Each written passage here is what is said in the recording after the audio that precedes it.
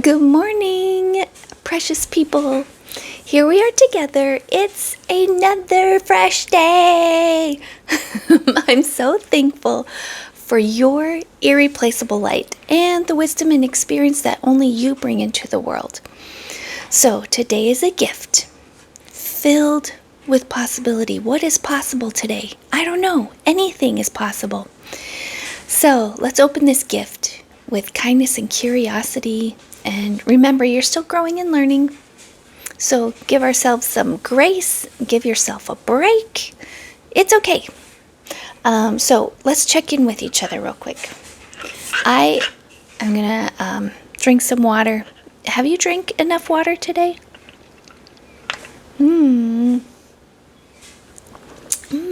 Water is so good for you. Your body needs it. Your brain needs it. Your skin needs it. Guess what? I'm drinking a bottled coffee today. I ran out of milk and cream, so I wasn't going to make my own coffee. So sweet. I used to have one of these every day when I was in college and a pack of powdered donuts for breakfast on my way into class. And I was in a 400 level, as undergraduate, I was in a 400 level anatomy and physiology class. And I guess no one was really doing well in the class. And the teacher, the instructor, professor, got up and said, we only had 2 people get an A on the last test and everyone else got C's and D's. I'm not going to point anyone out, but if anyone who got the A on their test would like to share like your study strategies with us, or how you were able to get such a high grade on this test, if you wouldn't mind sharing with the class, I'm sure people would like to know. And so I raised my hand. I'm like, yeah, I come to class, every class. I'm here early, I'm here on time, and I listen in class and I take notes in class. And I have to say, I'm only alert and awake and paying attention because, and I held up my Frappuccino. I'm like, because I have a Frappuccino and I eat a pack of powdered donuts before class. I'm actually wired when I come to class. So I said, that's all. And in fact, on that particular test, I had forgot we had a test and I didn't study for it. So it really was just in-class information. And I was alert because of my coffee and my donuts every morning. And, and I thought I was being a little funny, but it might have come across as insulting, actually, now that I'm thinking about it. I wonder. Oh no. Yeah. I thought it was funny, but maybe it wasn't as funny as I thought it was to them. And that goes back to what I was talking about last Monday, I believe, where we all kind of have different forms of humor, senses of humor. And some people, like I think it's 30% of people, if I remember right, just don't process humor at all. That can't be right? But yeah, I thought I was being funny, but I think maybe my sense of humor was a little different. But honestly, if you need to cram for a test, if you need to wake up and think, maybe a little sugar could help you. But it's not sustained energy. So then you do get that crash. I just needed it for that one test or one class because it's so difficult. Now, what I want to talk about this week. Last week was about how we react to other people, how to manage other people's differences from us. Now, today I wanted to talk about something called the hedonic treadmill. So the word hedonism, I believe, means seeking pleasure. So the hedonic treadmill is pursuing that pleasure, pursuing that happiness, that boost, that dopamine hit. Oh, kitty. Eeks. He's going to get past and step on my computer. I just know it. Okay, not on here. Go around the back side, baby. Okay, I'm going to wait just a minute till he gets past. See his little ear? He's going to jump up. His name's Doug. Okay. Wanted him to get past so I could keep working here. Anyway, so your brain is hardwired to keep moving the goalposts of your happiness, and you may want to get off that hedonic treadmill at some point. So you worked hard for that vacation. You wrangled the bags. You survived the train. I'm talking about my experience a few weeks ago. And within 24 hours, I'm already planning my next trip. I'm trying to figure out this next problem to solve. So I'm going to look at biologically, why happiness is a moving target, and how contentment is the way to kind of like get off that treadmill. So, have you ever noticed there's a high you get from like a 25th anniversary party, or this major career win, your your promotion you've been working for, and then you get your promotion, you move your stuff into your new office, and then you get home, and it's almost like the whole specialness of that day fades away within a few weeks even. The laundry still piles up. The neighbors are still being goofy. And that feeling of like that bliss, that high that you had is gone. So it's like, how do I get that back again? I'll get that other trip. I'll keep working for that next promotion. Then I'll be happy. But that's what's being called the hedonic treadmill. You keep running faster and faster, but you're staying in the same position, like mentally and spiritually, emotionally. So let's figure out why that happens. Psychology calls it hedonic adaptation. So it's the tendency of humans to return quickly to a relatively stable level of happiness, despite... Sorry, my cat is being nuts again. Why you so nutty, buddy? Why are you so nutty, huh? Are you being a goofball? Here, I'll have the camera on him for a little bit. You almost fell off. Oh.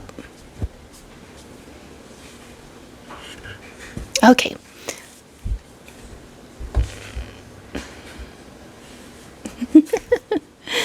Oh, sweet kitty. Okay. So we all have this happiness set point, and I've done research on this before too, where roughly 50% of your baseline contentment is genetic. Then when something great happens, your mood spikes, but within weeks or even days, your brain now kind of normalizes to the new reality. And now that becomes the new floor level of your happiness set point. It's an evolutionary advantage. If our ancestors got too comfortable, this thing inside of us, our brain chemistry, encouraged them to keep searching for food and safety. But here in 2026, it just keeps us in this constant state of low-level dissatisfaction. So, as the architect of our lives, we want to stop trying to build a permanent state of happiness, and start building a permanent state of contentment. So, I had 3 ways to do this. One is called the contrast exercise.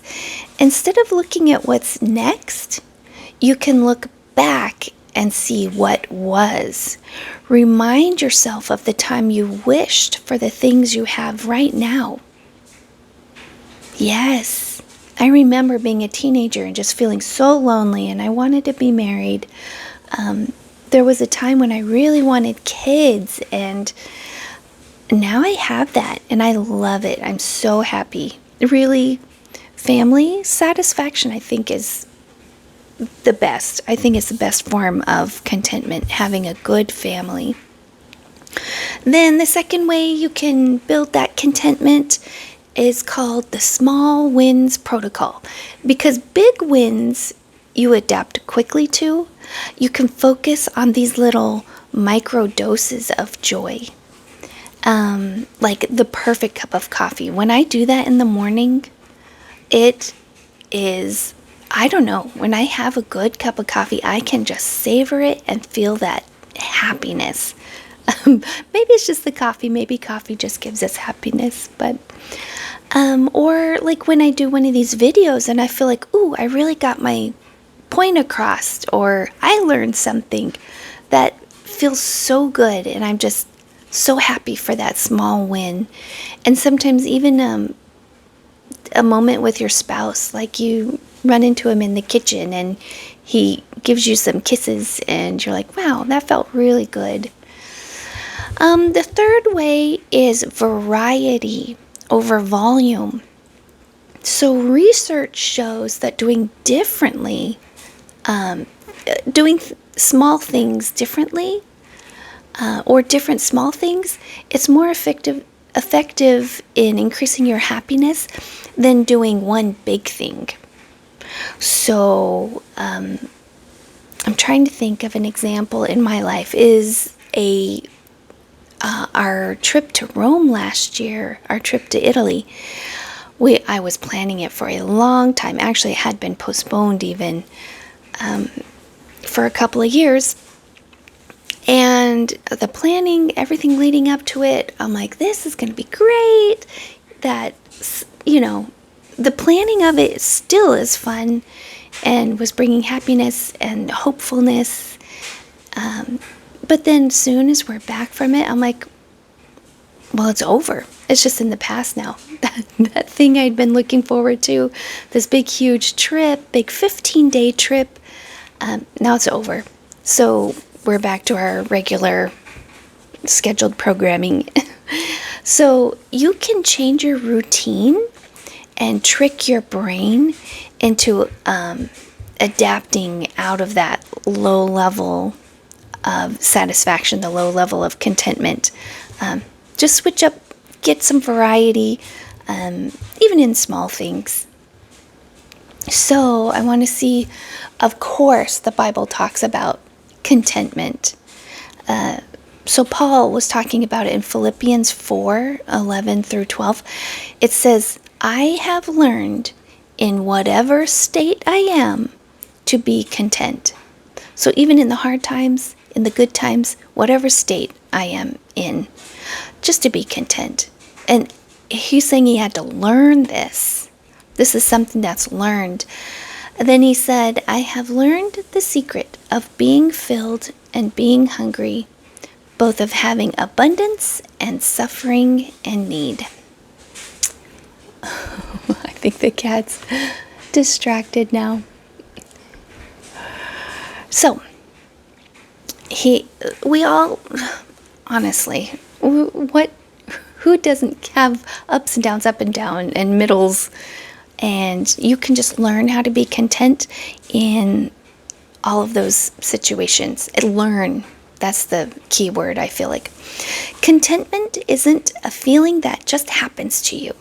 It's a skill you have to develop, and it's the realization. This one is one of my favorite verses too. 1 Timothy 6:6 has this realization in it that godliness with contentment is great gain. It's this big accomplishment in your life. something great in your life, and you can have it. You can learn to have this. Let's see. So my takeaway that I wanted for today is that this realization that happiness is fleeting.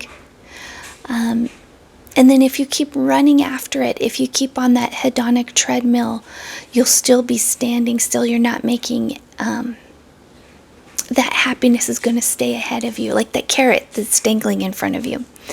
So if you stand still and you feel the contentment, you feel the enjoyment in the little things that happen in your life, you can really improve your happiness level, your baseline happiness level. So I'm going to do this homework right now. You can do this too. Identify one thing I was chasing this week. One thing I was chasing this week. This last week it was that it was the entry into the pharmaceutical study I was really wanting. Oh, kitty! Eeks! Okay. He uses my computer keyboard as a step, so I always worry that it's going to type or do some weird stuff when he's stepping. So if I got that, would I be forever happy, or would I just adapt to it? I would just adapt to it. So I'm going to give myself permission to stop pursuing it so aggressively. Like, I called twice last week. I called this morning. I'm like, I need to have an answer to see if I got in this study, if I qualified. Let it go. Because guess what? My life is so beautiful. I'm so thankful every day for even this. Honestly, I was laying in bed this morning and I didn't really have anything to do today. So I was just kind of languishing, like, I'm not going to get out of bed. Then I thought, ooh, yeah, I was going to talk about that on the episode today. And that's what got me out of bed. That's the little joy I got. And then when I went downstairs and I saw I didn't have any milk, I'm like, oh no, well, I have this. This is like nostalgia. Like I said, I had them like one whole semester. I was doing one of these every day in class. And it really got me through. So 3 things. A gratitude visit. Ooh, this is an idea. If you choose to do it. I've done this before. Write a letter of gratitude to someone and deliver it in person. Give it to them. That will spike your own happiness, your own,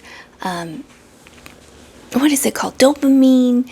You'll really feel, and you'll make someone's day with it too. You can really make somebody else's day, and it makes you feel good too. Then something called the art of savoring. It's a psychological technique where you deliberately prolong and intensify enjoyment of a positive experience. So like drinking your coffee, just savor it.